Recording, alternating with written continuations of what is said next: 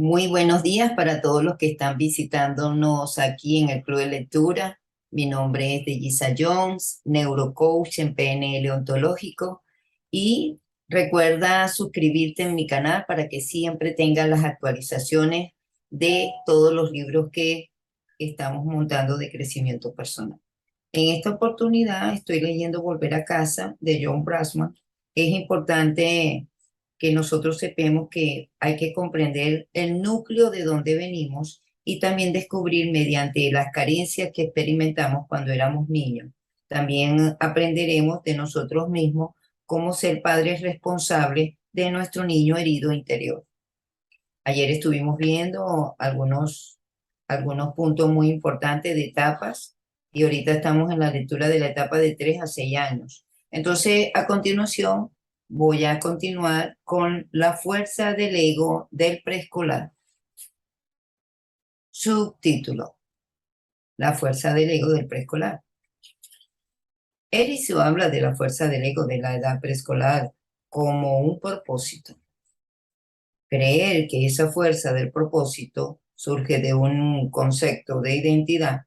Si el desarrollo anterior a la edad preescolar ha sido adecuado, un niño puede decir: puedo confiar en el mundo y en mí mismo, soy único y especial, soy un niño o una niña, en este caso según el parentesco del sexo que la persona nació. Continúo. Puedo empezar a imaginar mi futuro, aunque no tengo que saber exactamente lo que quiero hacer. Hago un paréntesis aquí. Si notamos acá, a la edad de los 3 años, es que el niño, en la edad preescolar, es que empieza a saber qué es lo que va a querer de adulto. Quiere decir que el entorno de esas bases preescolar son muy importantes. La pregunta sería la siguiente, que aporto esto con mucho respeto al escritor. La pregunta sería la siguiente: ¿realmente cuáles fueron nuestros maestros de preescolar? ¿Qué cantidad de niños estaban cuando nos inscribieron en la escuela? ¿Era una maestra con niños heridos? ¿Tenía ayudantes? Porque siempre en esos colegios de preescolar existen más de 2 o 3 maestras que ayudan al cuidador. Es importante saberlo. Entonces, por lo que estoy viendo, esta etapa es crucial, pero también es crucial que cuando uno con esos 3 años, ayudar en casa a que el niño y observarlo, que desarrolle su potencial para saber qué es lo que realmente quiere. Esto puede ayudar también que uno, como yo hacía, por lo menos con mis hijos, yo le decía a los maestros: usted me permite estar un día aquí ayudándolo a usted con los niños. Mi enfoque era ayudarla con mi hijo y también observar cómo mi hijo se comportaba, en este caso mis hijos, pues en las etapas. Y para mí era un placer porque ella a veces necesitaba ayuda, la maestra, porque eran niños de 3 años. Y ella me decía que sí. Por supuesto, para ese sí había que tener un rapport con la maestra, una comunicación constante. Y, y fíjense qué interesante que a los 3 años es que empieza el cerebro del niño a buscar experiencia para saber el propósito de vida. Continúo leyendo. El poder viene de tener una identidad, el poder de iniciar y de elegir. Un preescolar sano piensa: puedo ser yo y tengo toda la vida por delante. Puedo jugar con mamá, con papá, o puedo jugar lo que yo quiera y que me haga feliz. Puedo soñar que soy un hombre como mi papá. Si es una niña dirá: puedo soñar que soy una mujer como mi madre. Puedo soñar con ser un adulto y crear mi propia vida. Qué interesante, ¿verdad? Muy interesante. Subtítulo: Trastornos del desarrollo. Un trastorno del desarrollo en esta etapa demuestra las consecuencias a largo plazo de la disfunción familiar. Los niños observan a los padres para conseguir modelos adecuados para su comportamiento adulto. Si los padres son niños adultos con dependientes y avergonzados, a sus hijos les será imposible formar buenas relaciones íntimas cuando vayan creciendo, e inclusive en las mismas etapas preescolar, e inclusive en el colegio. Los niños adultos que enterraron hace mucho tiempo su auténtico yo, su identidad, no pueden darse ellos mismos a su pareja cuando son adultos, porque no tienen un yo de dar.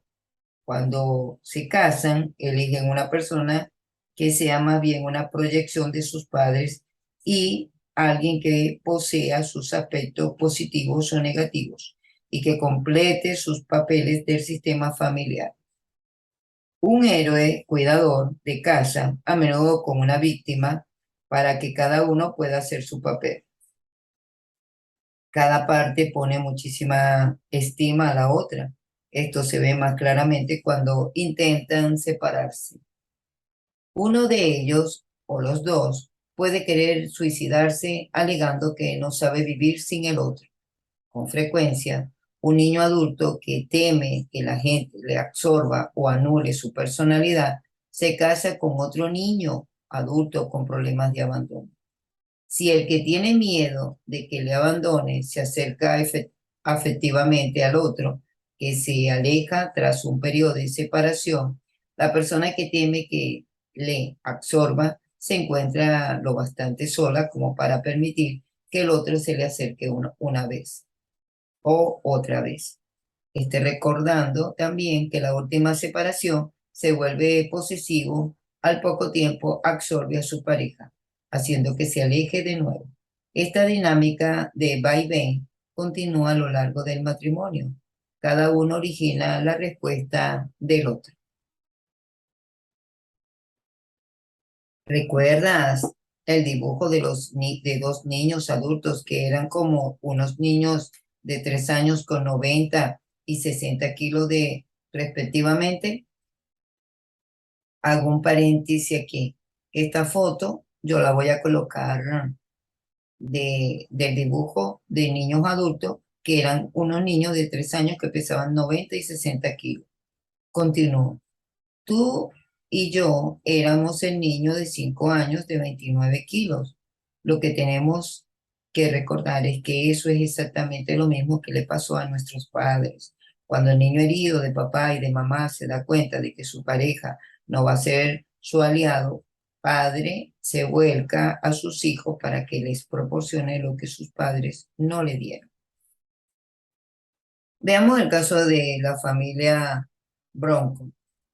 Es un viajante, en este caso de comercio, y este señor Bronco, además de ser adicto al sexo, casi nunca está en casa, pero cuando está en casa pretende tener una relación muy íntima con su esposa, Gloria, nombre que le puso su padre, el pastor protestante también adicto al sexo, en honor a la gloria del Señor.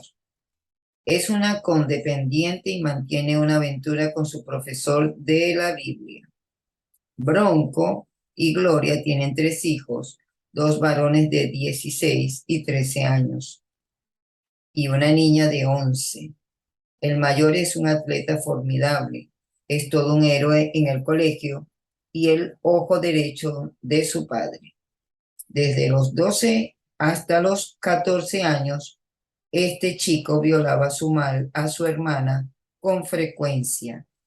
Recordemos que viene de unos padres tóxicos con el sexo. Y esta tiene un serio problema, la hermana, de obesidad, y su madre la sermonea constantemente. La primera vez que los vi fue cuando los trajeron a la terapia a su hija para tratar su obesidad. El hijo menor es la niña de los ojos de su madre.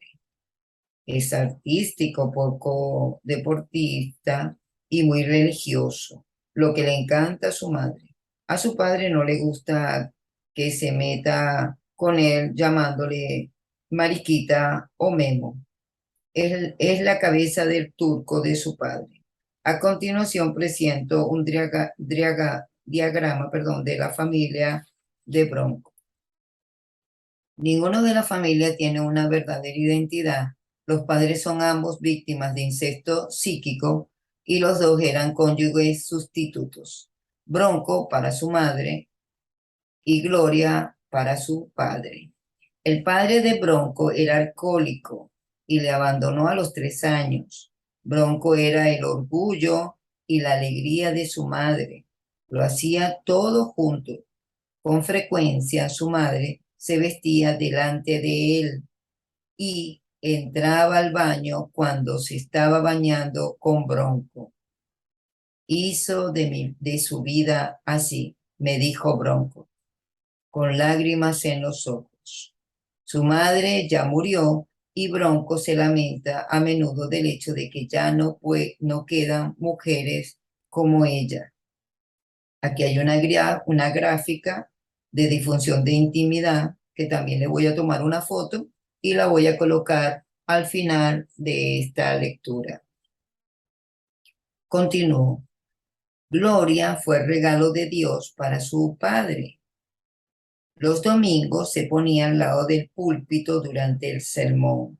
Su madre era una hipocondríaca y casi siempre estaba enferma. Entonces Gloria preparaba la comida, lavaba y era de verdad una bendición para su padre.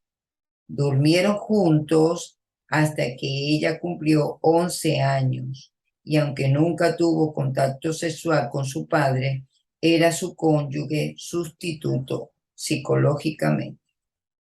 Ahora Bronco y Gloria eran utilizados para llevar y llenar a una soledad de las vidas de sus padres. Piensa en cómo se siente una persona cuando la utiliza. Utilizar es abusar y provocar una rabia, un dolor que perdura. Bronco y Gloria idealizaban a sus padres, los idolatraban y consideraban que eran unos santos. Los dos vivían en el engaño y en la negación. No tenían conciencia de su propio yo. ¿Cómo podrían? No tenían a nadie que se ocupara de ellos y no había forma de que pudieran ser como eran. Tuvieron que ocuparse de las necesidades y la soledad de sus padres.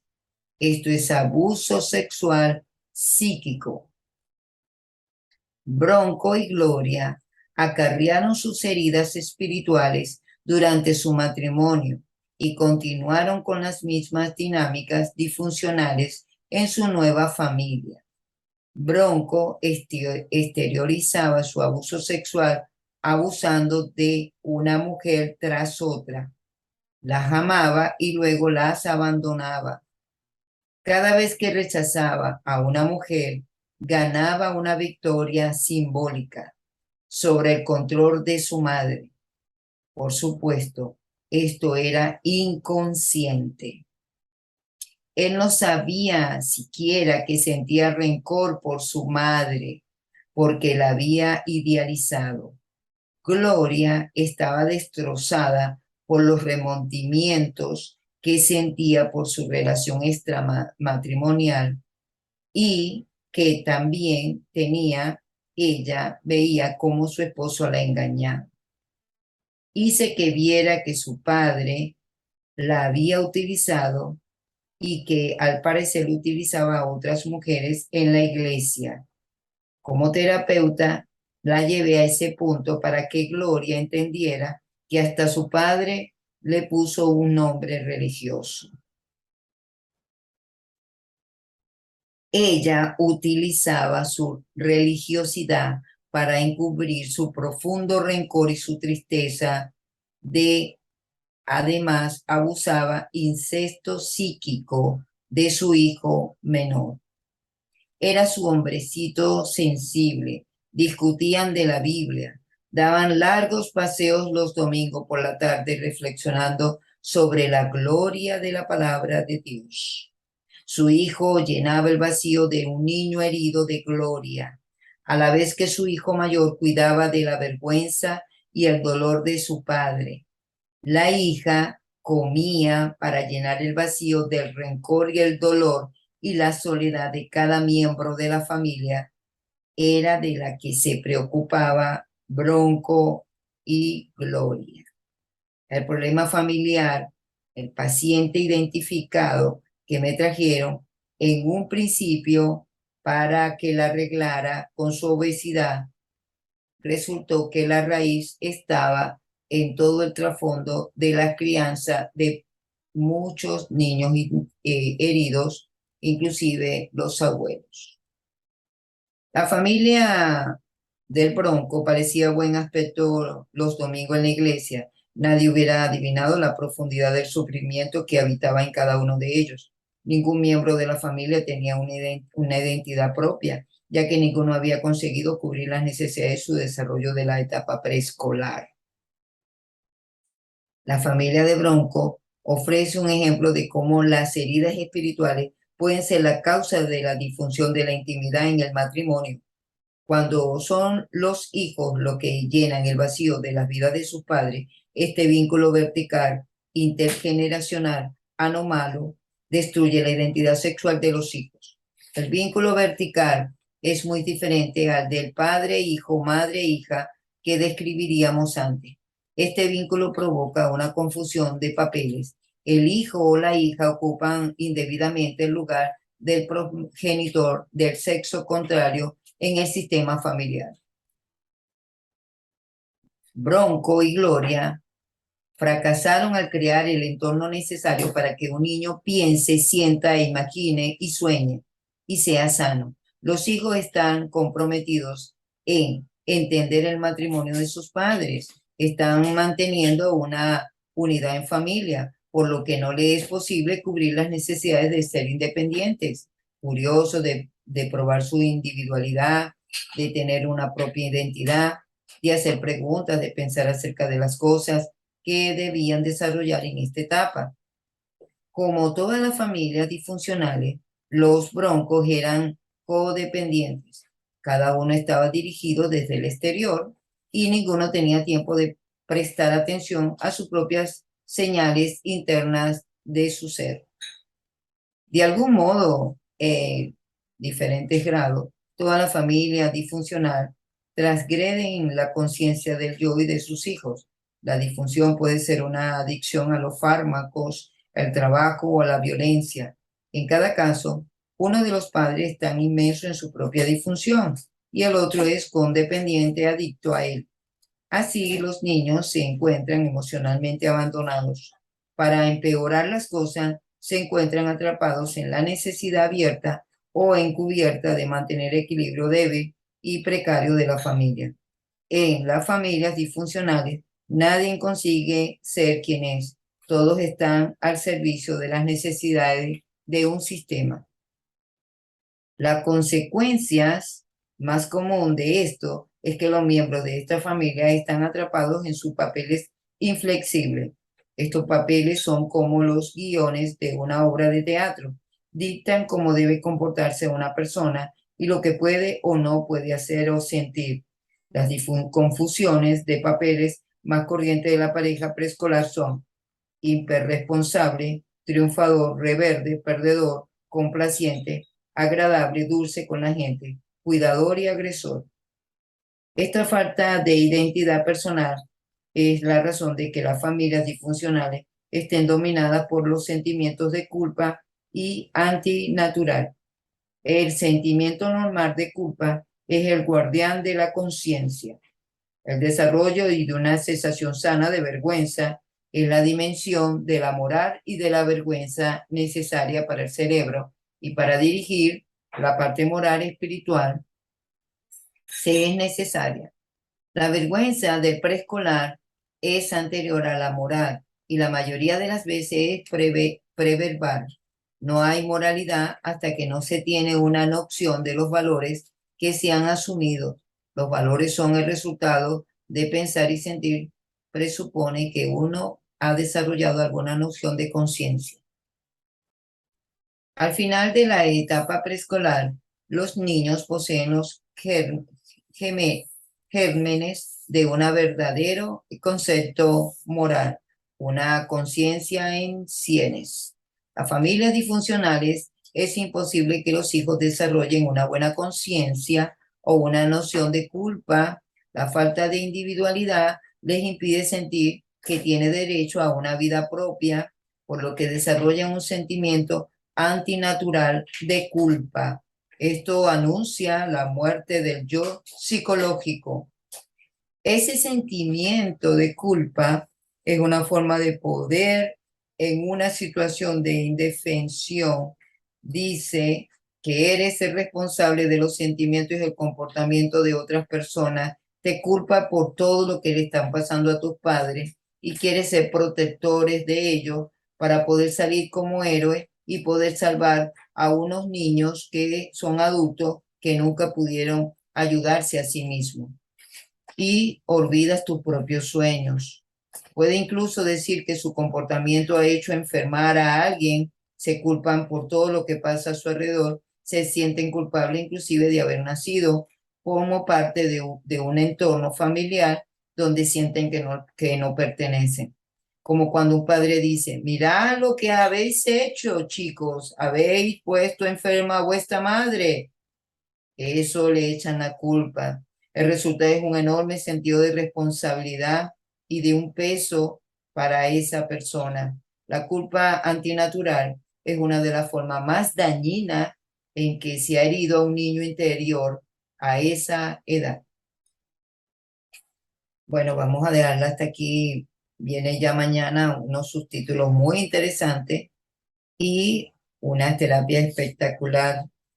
Entonces, qué interesante, ¿verdad? Entonces, uno lee esta parte y da un poco de sentimiento porque, wow, se vino a la vida con un conocimiento de causa y efecto para ser feliz. Somos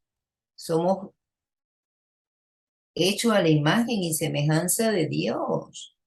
O sea, por lo menos es un respeto a porque los hijos, dice la Biblia, que son un regalo de parte de Dios. Entonces nosotros tenemos que tener la responsabilidad de cubrirle dichas necesidades, observarlo, necesidades espirituales, necesidades. Fíjense que la moral empieza a desarrollarse desde esa etapa. Pero si ve un entorno que todos los niños, a veces los niños pequeños necesitan como ser héroes y ayudar a sus padres porque los padres no saben ni siquiera cómo ayudarse a sí mismos. Qué interesante. Entonces, y qué reflexivo. Entonces, bueno, esto también sirve, aparte para uno ayudar al niño interior que está dentro de uno.